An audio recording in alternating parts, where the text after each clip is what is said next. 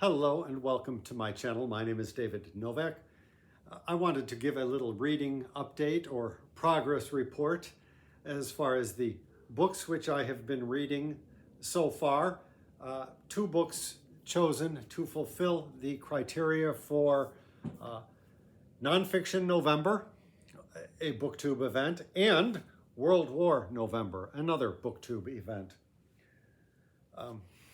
Let's see if I can show you what's going on down here.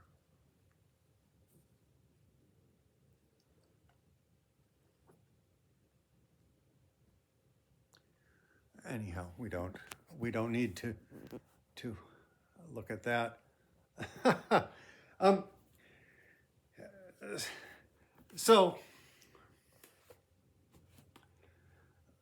Well, for a change of pace,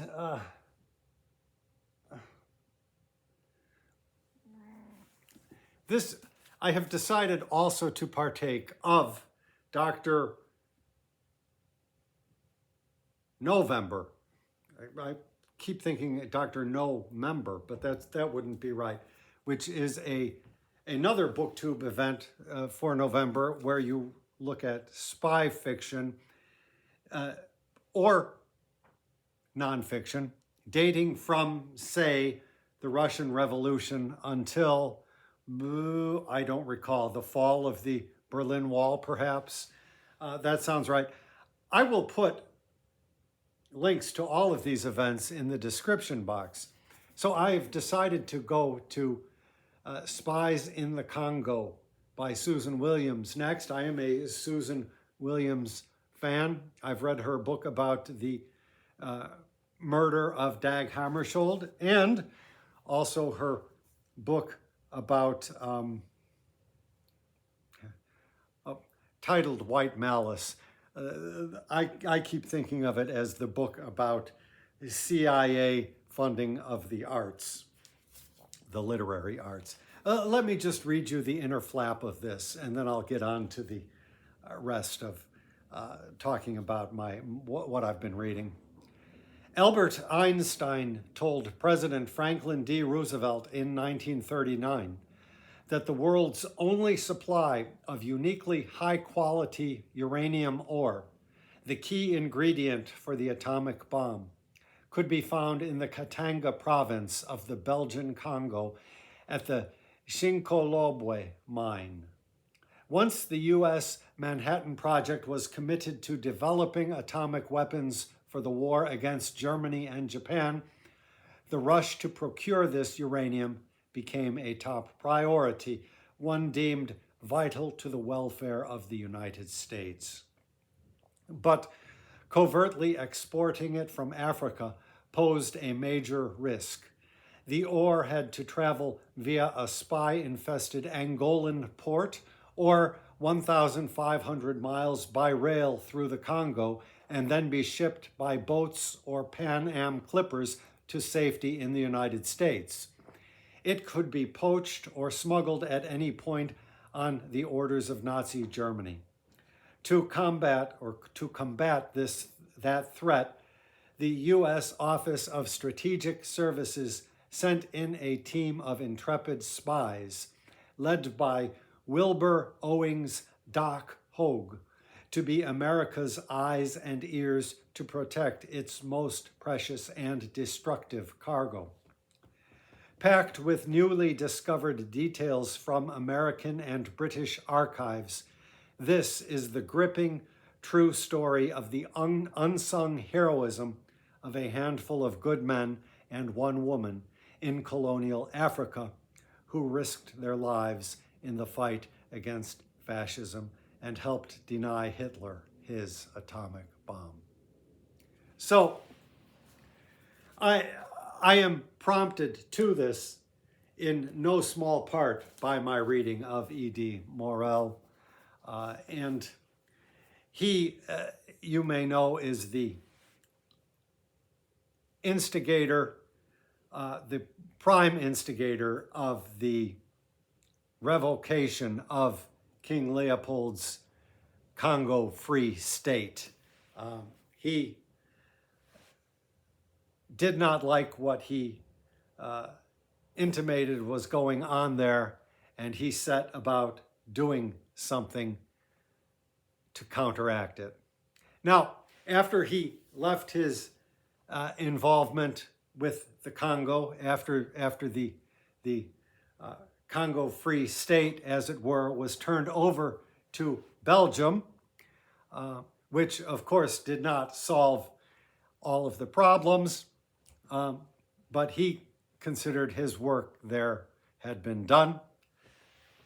I don't believe that he ever actually traveled to the Congo, though something suggests that he did travel elsewhere in Africa at a later date. But his experience there taught him many things about diplomacy, which in one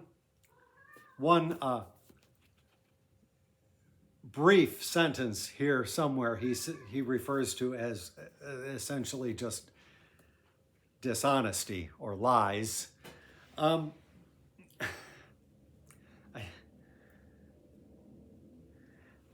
But let me talk about the book of his that I read first. This is 10 Years of Secret Diplomacy. I didn't know going in what it was about at all, and I'm so glad that I read this. It's a short book, very short, about 180 pages. And it gives a history of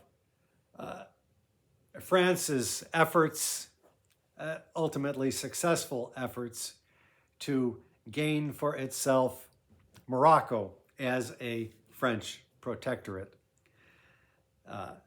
There were other European powers involved in the region.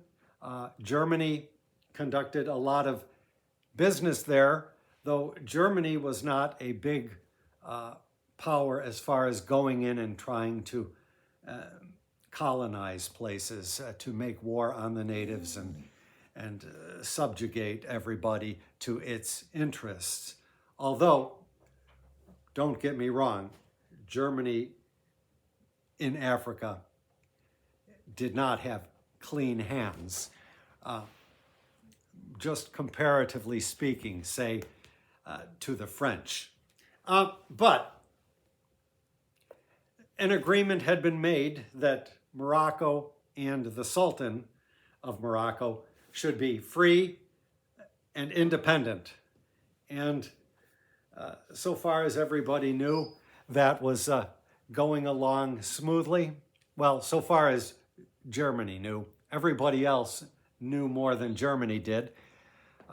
France made secret deals both with Spain and with England. E.D. Morel gives the impression that Spain was kind of under the thumb of England at that time, so he really lays into England along with France as his main adversaries and gives Spain something of a pass in what went down.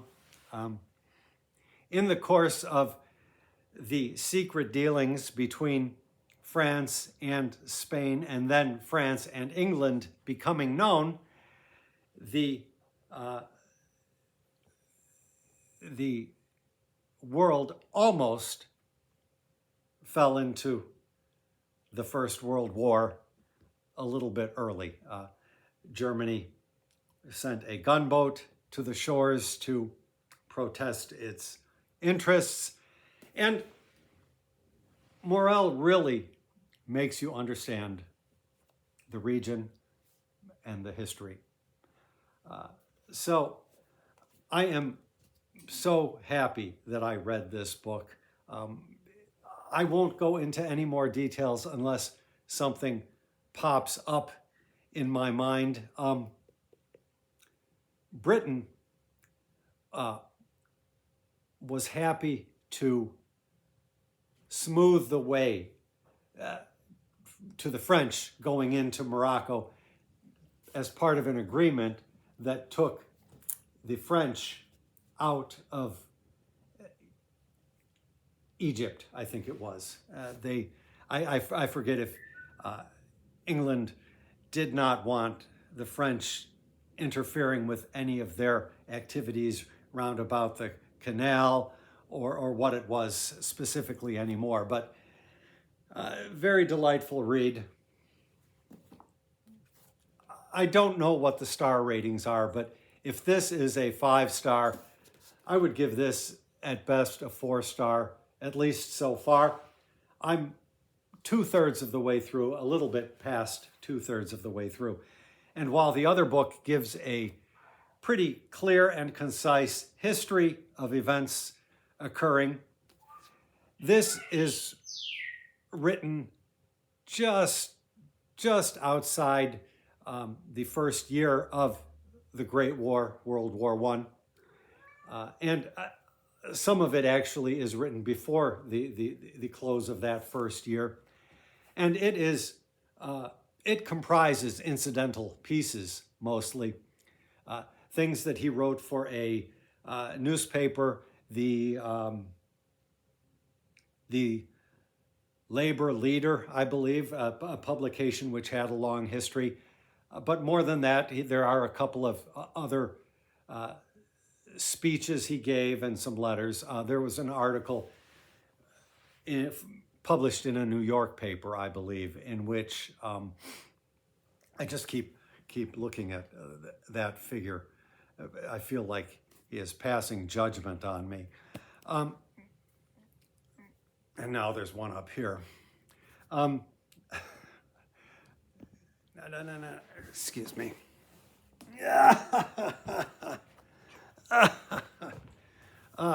What was I saying? Oh, yes. So it was an appeal to President Wilson. And that and one other piece were a little bit unpleasant reading, I guess, because it had the, how does the phrase go? Shall I scrape and bow more deeply for you? He's sort of groveling before this icon of President Wilson, whom he is begging to intercede on behalf of Europe. He suggests something akin to the League of Nations. I don't know if that's where Wilson got his idea for that, but given that Wilson is a character that I don't think very highly of, I found his groveling there a little bit distasteful. And then in the other piece where people reacted in horror to the carnage that was occurring everywhere around them. I mean, within the first year, the body count was already astronomical. And he occasionally goes off talking about that. And it's not particularly an interesting read. He was obviously some sort of a public figure with regular articles featured in a big paper, and he knew that there was a power to his pen, and he wasn't shy about it. As a consequence of the sort of collective nature of the pieces in this, there's a lot more duplication than there was in the first book. That said, his points, at least in the first part, are very interesting. His main concern is clearing Germany's name, in a sense, from the motivations which were imputed to Germany of wanting to subjugate the entire world.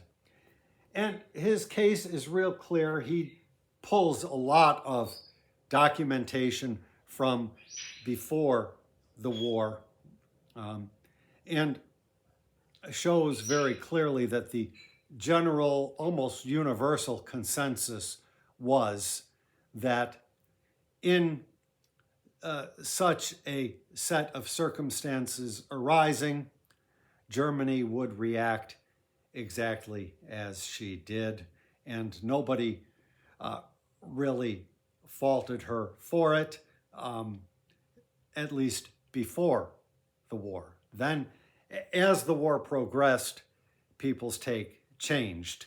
And of course, anti-war and anti-German rhetoric skyrocketed also. And so he was a very unpopular voice, suggesting that unconditional surrender would not pave the way to any kind of a better future. If anything, it would hold down problems briefly, and they would explode again in a second, possibly even greater conflagration. And he's writing this at the 1 year point of this war. Let me see if I can get him a little better. I don't know why it's, no, that's not doing it. Well, there we go. Now you can see him a little bit better. So Germany was incredibly fearful, and he paints a picture of all European countries as being fearful because they subscribed to a bad philosophy known as the balance of power. And the idea behind this balance of power was everybody should be armed to the hilt, and they should be squared off in factions. And the idea was everybody was so scared all the time, but with so much armament piled high everywhere that they would be too afraid to go to war. And he felt that this whole matter was absurd. This whole philosophy was bad. And he viewed the diplomatic corps as being out of touch with the common citizenry of all of their represented countries, and in a completely undemocratic or anti-democratic way, free to make deals and accords with one another.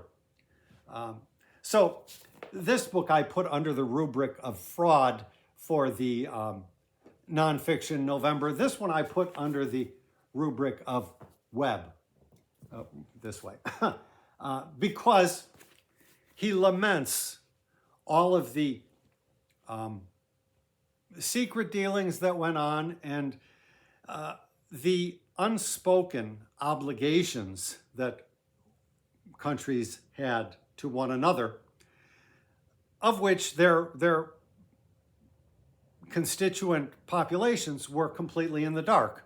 One even wonders how much the Kaiser and so forth knew. And so in his view, this sort of scenario was just ripe for exploding. Incidentally, those rubrics, the fraud and the web is the one that I would put this under, come from the nonfiction event, and there will be a descriptive video in the description. I might have to check that out with the Department of Redundancy Department. So Germany with France on one side and Russia on the other. He sort of sidesteps what went down in the Balkans, and I don't know anything about that. For him, the key element to making this a world war was Germany's entrance into the fray, and it was believed inevitable that Germany must do so exactly as she did when Russia instated its mobilization order. Russia was in league with France, and in years before, everybody had assumed that France was joined at the hip with Russia in terms of foreign policy. There were many people who felt that Russia was directly calling the shots. I mean, French conscription went up from 2 years to 3 years, and at least enough circumstantial evidence exists to suggest that they did that at the behest or the request of Russia. So once Russia called up those men and issued that mobilization order, Germany had a very brief window to act. Morel points out that it is not always the party who fires the first shot, which is the party who bears the most guilt. And he makes a good case for Germany having a lesser amount of guilt than the other European powers. He does not let Germany off scot-free by any means. But once that happened, Germany, by necessity, had to attack France to try to avoid the scenario of having the two separate fronts. And the only way feasible for it to do so was through Belgium. So the transgression through Belgium, of course, became a prime motive force for the British as the war progressed. But before the war occurred, all of the writers on military affairs, everybody just assumed that was the course that Germany must needs take. And so it happened. So he makes a good case, and so the first half of the book, which is actually slightly more than 51%, part one, I do highly recommend in spite of the repetition. Now, part two is a different matter. Part two comes down to the level of prescriptive actions which Morel thinks should occur. He founded a society, and I'm trying to remember it because I'll never find it if I look for it. The Union of, it might be the Union of Diplomatic Control or something like that, which was a league of units which he hoped to see established and which did get established throughout Britain, made of individuals who wanted to have their fingers on the diplomacy of the nation, which, of course, nobody had. And they were very much arguing for some kind of reasonable settlement. Now, early on, he was not a part of any of this society, but early on, Winston Churchill even said as much. We don't want to stomp Germany out of existence, so to speak. But then the popular rhetoric of unconditional surrender really took off, and Churchill joined that chorus. So this group of people, members of this society, were opposed to that, and they were all in favor of leaving Germany with her dignity and recognizing fault on all sides where fault was to be seen. There were a couple of other societies active in Britain, which was very interesting. He says they were very active, trying to enlist the common working man on the street into their societies, but they were mostly made up of these business moguls who, in the rest of their lives, were dedicated to destroying labor movements and that sort of thing. But for this, they wanted them, and they were very much selling the idea of destroying Germany economically as well as militarily, making members sign pledges to the effect that we will never ever again buy German-made products or use German transportation, that sort of thing. And obviously, history did not adhere to, I would say, the majority of Morel's suggestions. And so, at least so far, reading part 2 has been a little bit boring in parts and a little bit tedious. There was one cute little thing that I came across, which was he referred to the old, well, I'm not going to find it in this book. This edition is kind of hard, and I've been using an online version for it, which is just basically the same book but on the screen. And I certainly would say, if you're going to read him, that you not worry about buying an old copy like this, though you can also find POD editions of this now. I don't know that you could when I was buying it over a decade ago. But he makes reference to the Quaker saying, which is something to the effect that all the world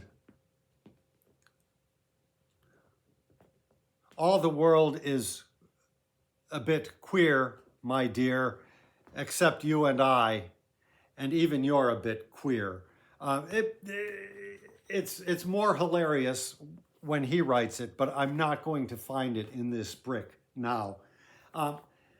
You know, he was a good writer, and he wielded a marvelous pen, but I think, oh, this thing again. But I think he was best here, where it was succinct. It was just laying out what happened and cutting it short. Whereas this, he's lamenting even. I mean, it's almost, sections almost read like is it a Jeremiah? And so this book is definitely less of a totally pleasurable read, but I'm still going to continue to the end of it. Sorry.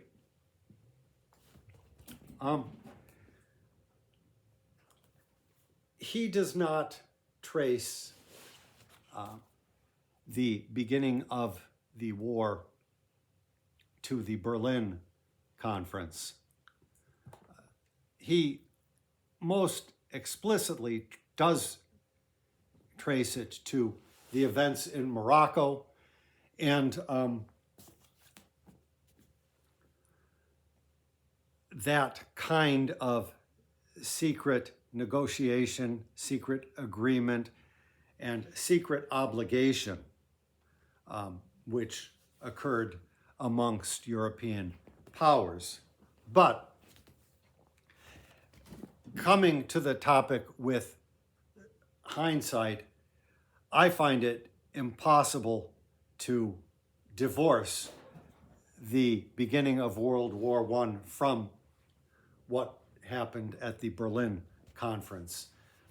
I believe that the Balkan affair has a direct connection to that. Russia was not happy with the way things went down. I don't know any of this history, and I may try to find it out, but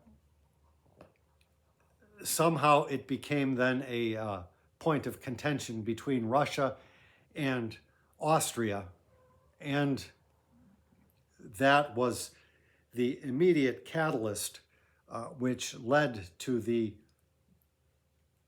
explosion of hostilities. But the tinder had already been well prepared in advance of that, in Morel's view, as I think many of us would say today, the international the international scene is no less potentially incendiary. When he's out here for this, it's just nuts, and this has become his thing. He's always been into that, but it's never they've usually been lost, and I've been trying to keep them around. I mean, I wish the dogs were as good at this game as he is. So because of the direct African connection, I believe, to the start of the First World War, that only made me decide, that and Dr. November made me decide to want to pick up this next. Now, I still want to read Entangled Life as part of my nonfiction November. We'll see how it goes. If nonfiction November winds up usurping part or all of December, why then so be it. I hope that I have enlightened you about my reading at least, and given you some thoughts if you've considered reading E.D. Morel. You know, I just looked him up on Wikipedia, and at some point he wrote an article, and I will, after I'm done with all of this reading, at some point I will investigate this further. He wrote some kind of an article in which he argued against somebody because they were using Somalian soldiers, and he was promoting the idea that black Somalian soldiers were going to go everywhere and rape white women. So that's a bit of discredit to a man who actually was a great influencer in the affairs of Africa. He was a man of his times. I mean, you can't deny that. And so I want to find out more about it because the Wikipedia article, well, not that, but a footnote took me to a different article. And the article, which I have not read, I've only skimmed, said that the person who came to rebut Morel was none other than Claude McKay, the poet, which if you have read any of my poetry, you know that he looms large in mostly everything that I've written. And so I will be curious to read what Morel wrote and then what McKay wrote. I believe it occurred while McKay was living in London, and he had involvements with Sylvia Pankhurst. I only remember vaguely that period of time from the biography that I read by Wayne Cooper, which I read decades ago, at least 30 years ago. And it contains some exciting moments, and I should revisit it. Since that time, other biographies of McKay have come into existence, and I've read one other one, and I've not felt any impetus to revisit any of that, but I really ought to see the nature of this. I would not doubt even that this little dust up with Morel is mentioned in Wayne Cooper's book. I would not be surprised at all, because E.D. Morel was an important figure in his day. If that happens, I will report back, but it's not a high priority for me at this moment. Actually, finishing these books is, and even finishing this. But as with everything else, perhaps I will get there. Thank you very much for stopping by my channel.